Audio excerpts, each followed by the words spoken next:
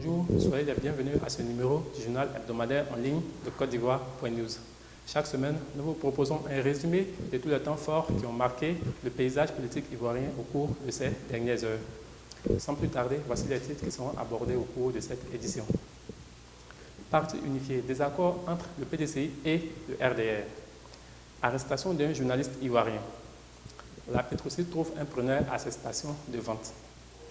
Un géant des hydrocarbures quitte la Côte d'Ivoire. Et enfin, annulation du match amical France-Côte d'Ivoire. Sans transition, passons maintenant au développement de notre sommet du jour. Nous ouvrons ce journal par une page politique qui fait actuellement la une de tous les journaux en Côte d'Ivoire. Il s'agit de la réunification voulue par Henri Konan Bédié du PDCI et du RDR. Les deux formations politiques qui envisagent de s'unir pour la prochaine échéance électorale de 2020 peinent visiblement à accorder leur violon. Le porte-parole du RDR, Joël Nguessan, a pointé du doigt la responsabilité de Maurice Kakou-Gikawe qui, selon lui, ne met pas tout en œuvre pour accélérer ce processus de fusion. Si les désaccords persistent, il y a de fortes chances de voir les deux partis aller à la conquête du pouvoir à l'horizon 2020 en rang dispersé. Un journaliste ivoirien a été arrêté lundi dernier pendant le déroulement du procès de Robert Keï. Le dénommé Marcel Dozogno, travaillant pour le compte du quotidien LG Info, n'a pas suivi à la lettre les recommandations du président du tribunal, Taïro Dambélé. Ce dernier avait expressément demandé à ce que tous les téléphones portables et enregistreurs soient fermés de peur de créer des perturbations pendant le déroulement des audiences.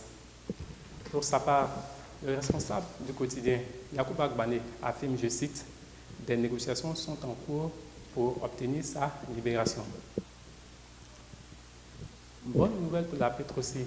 La Société nationale d'opération pétrolière de Côte d'Ivoire vient de trouver un preneur à ses terminaux de vente de produits pétroliers au pays.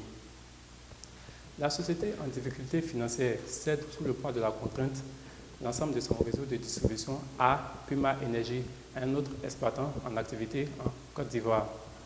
Le montant de l'acquisition n'a pas encore été rendu public, mais si les négociations aboutissent, il n'y a aucun doute que cela représenterait une bonne bouffée d'oxygène pour la compagnie nationale de pétrole. Nouveau coup dur pour le secteur des hydrocarbures en Côte d'Ivoire. L'exploitant russe, connu sous le nom de Lukoil, vient de mettre un terme à ses activités d'exploitation de l'or noir. Le groupe a justifié son départ par les mauvais résultats financiers engrangés au pays.